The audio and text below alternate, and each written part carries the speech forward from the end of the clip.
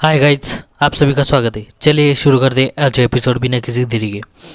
Chapter की शुरुआत में हम लोग देखते हैं कि फिर वाइस ड्रैगन कहते कि कौन है वो।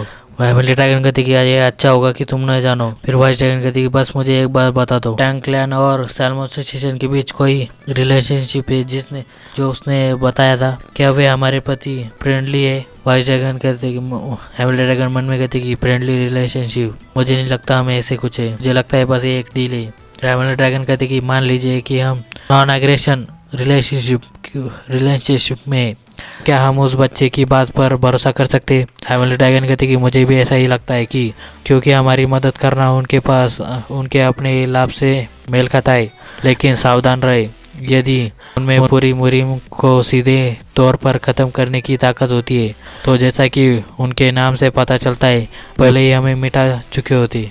वाइस ड्रैगन कहते कि साल्मो एसोसिएशन, जैसा कि उनके नाम से पता चलता है। फैमिली ड्रैगन कहते कि अभी कंडीशन अच्छी नहीं है, साल्मो एसोसिएशन ने हमें सटीक जानकारी दी है, इसमें कोई संदेह नहीं है कि इससे हमें लाभ होगा, प्रॉफिट होगा, बेनिफिट होगा, लेकिन अधिकतम पे यह उनके पर्पस में फिट बैठता है क्योंकि यह मुहिम का यूज़ करके मुहिम की ताकत को ही ख़त्म कर देना चाहते हैं, लेकिन क्या इसकी वजह से हमें वह जानकारी नहीं मिलेगी। वाइस ड्रैगन कहते कि हम ऐसा नहीं कर सकते। फैमिली ड्रैगन कहते कि यही कारण है कि आपको यह सब अपने तक ही रखना चाहिए। यदि सभी लोग जानते होंगे तो यदि ज़्यादा लोग जानते होंगे तो इसमें कोई डाउट नहीं, वो लोग इसका यूज़ करने का ट्राई करेगी।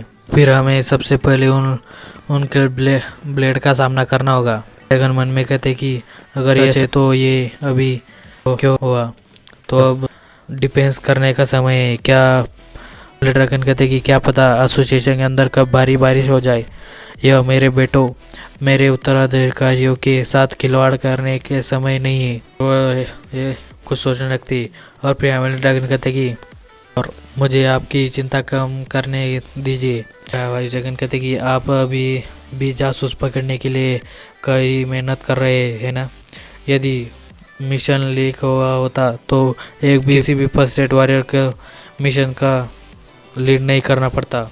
फिर फैमिली ड्रैगन कहते कि इसके बारे में सोचो, हर कोई ड्रैगन की पूंछ नहीं बल्कि सांप का सिर बनना चाहते हैं, यहाँ पर कोई ट्रेटर्स नहीं है। फिर वाइस ड्रैगन कहते कि लेकिन वो फैमिली ड्रैगन कहते कि आपको किसी ऐसे व्यक्ति की तलाश करनी चाहिए जो मिशन के भीतर एक ही समय में और बाहरी और अंदरूनी दोनों बातें जानता हो। वाइस ड्रैगन कहते कि आउटसाइडर और इनसाइडर। ड्रैगन कहते कि ऐसा लगता है कि जैसे एक बुद्धिमान व्यक्ति ने राजनीति करने में बहुत अधिक समय बिताया हो। 3 हेवनली ड्रैगन दस्तों का नष्ट कर दिया गया। जोंगंग मॉर्निंग स्टार लगभग विकलांग हो गया, कई लोग मर चुके हैं। फिर वाइस ड्रैगन कहते कि क्या आपका मतलब है वो बच्चा खुद ही उस बच्चे ने खुद ही इंफॉर्मेशन लीक करी, शत्रु को धोखा देने के लिए अपने शरीर का बलिदान दिया, इसलिए मैंने कहा कि वह ब्लड लाइन बहुत ही भयानक है। फिर वाइस ड्रैगन को सोचने लगते। फैमिली ड्रैगन कहते कि सतर्क रहना। फिर अगले सीन में हम लोग देखते हैं कि हमारे हीरो उन लोगों के सामने अपनी बॉडी को स्ट्रेच कर रहा होता है। फिर वो गुनयुन कहता है कि वो बहुत समय हो गया है जब से मैंने फादर की, हमारे हीरो मन में कहता है कि मेरी आवाज़ ठीक है, उन्होंने हमेशा अपनी सुबह की शुरुआत मेरी आवाज़ सुनकर ही की है। फिर हमारे हीरो कहता है कि आप ट्रेनिंग हल्के फुल्के ढंग से नहीं ले सकते, जैसे कि जब मैंने आपको तब वापस बुलाया था, आपको चोट लग सकती है। वो दोनों कहते हैं कि ठीक है। फिर हमारे हीरो कहते हैं कि आइए चलो सुबह में बस 1 घंटा और रात में 1 घंटा ट्रेनिंग करेंगे। ये बहुत ही टफ होने वाला है, लेकिन अधिक कठोर होने का मतलब है कि आप लोग तेज़ी से बेहतर हो जाएगी। वो दोनों कहते कि हाँ।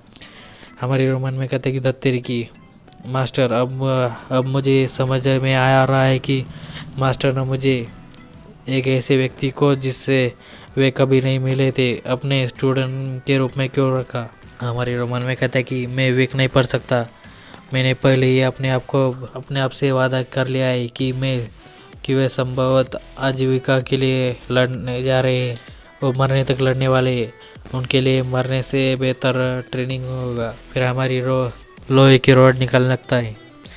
कहता है कि गुंग्यून, आगे बढ़ो और अपनी कलाइयों को अपने चेहरे के सामने रखो। गुंगयून आगे आ जाता है और अपने हाथों को अपने आगे करने लगता है। मुझे एक और बात समझ में आई है, किसी को मारना मार खाने से कम 2 गुना हार्ड है। फिर वो हमारे हीरो कहता है कि गुंगयून फादर अब हमला करने वाले, लेकिन ऐसा इसलिए नहीं है कि मैं आपसे नफरत करता हूँ, बल्कि यह आपको और अधिक स्ट्रांग बना देगा, तो मुझसे नफरत मत करो, ठीक है। वो कहता है कि हाँ। वो कहता है कि फादर हमेशा राइट होते, दूसरे बच्चे भी हमारे पास नहीं आ सके। फिर हमारे हीरो जोर से लोहे के रॉड से उसके हाथ पे मारता है और फिर वो कहता है कि गुंगयून तुम्हें क्या हुआ, और फिर वो रॉड को पटक देता था और उसके हाथ देखने लगता है और कहता है कि तुम्हें कुछ नहीं हुआ, क्या ये दुख रहा है, ये ठीक है। वो कहता है कि तुम्हारे फादर से बेहतर बहुत सारे मास्टर हैं यहाँ, मेरी तरह मोटी दिमाग वाली मार्शल आर्ट सीखने की कोई ज़रूरत नहीं है। फिर वो गुंगयून उसका हाथ पकड़ लेता है और कहता है कि फादर मुझे आपकी तरह बनना है, बिल्कुल। वो कहता है कि ठीक है। जब आपने हमको हॉर्स डांस सिखाया था तो मुझे लगा कि मेरी पैर दर्द में फट जाएंगे, लेकिन हम ऐसा करते रहे और हमने सब कुछ जीत लिया। गुंगयून कहता है कि फादर वैसे भी जब मैं बड़े भाई के साथ ट्रेनिंग करता हूँ तो मुझे तो बहुत दर्द होता है, मैं भी फादर जैसा बनना चाहता हूँ। फिर वो दोनों हमारी मन में कहता है कि जैसा फादर वैसा बेटा। वो मन में कहता है कि आपको इस तरह की चीज़ों में मेरा हाथ देने की ज़रूरत नहीं है। फिर वो दोनों कहते कि फादर हम लोग कंटिन्यू करना चाहते हैं। फिर वो कहते कि मेरे बच्चों भले ही तुम लोग करना चाहते हो, लेकिन मुझे नहीं लगता मैं कर पाऊँगा।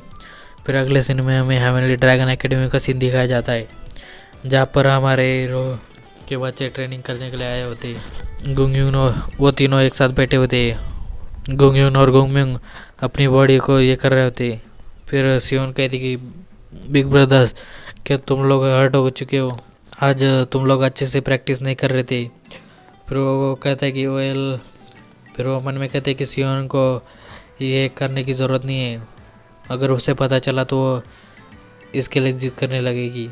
गुंगयून कहता है कि ऐसा इसलिए क्योंकि आज बड़े भाई के साथ ट्रेनिंग कर रहा था, मुझे ज़ोर से झटका लगा।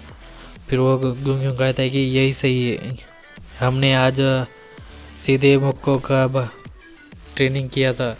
फिर सियोन कहती है कि मुझे दिखाओ।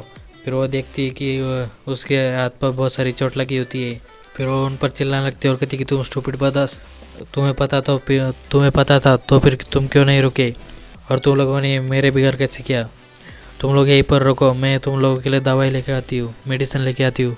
फिर वो एक एक कर जाने लगती है। फिर वो गुंगयून उस पर गुस्सा करने लगता है और कहती है कि तुम्हें उसे पता चलने नहीं देना चाहिए था। वो कहता है कि ये बहुत ही दुख रहा है, अब हमें क्या करना चाहिए। वो कहता है कि हमें बस इंड्योर करना होगा, हमें इसे सहना होगा। फिर वो कहता है कि अगर हम कहेंगे कि ये दुख रहा है तो फिर हमें डैड हमें उनके साथ ट्रेनिंग नहीं करने देंगे। ऑफकोर्स तुम ये नहीं कह सकते, भले ही तुम मर जाओ। फिर इतने में ये एपिसोड ख़त्म हो जाता है। प्लीज़ दोस्तों लाइक करें, सब्सक्राइब करें, शेयर करें और इसी तरह सपोर्ट बनाए रखें। धन्यवाद और मिलते हैं अगले एपिसोड।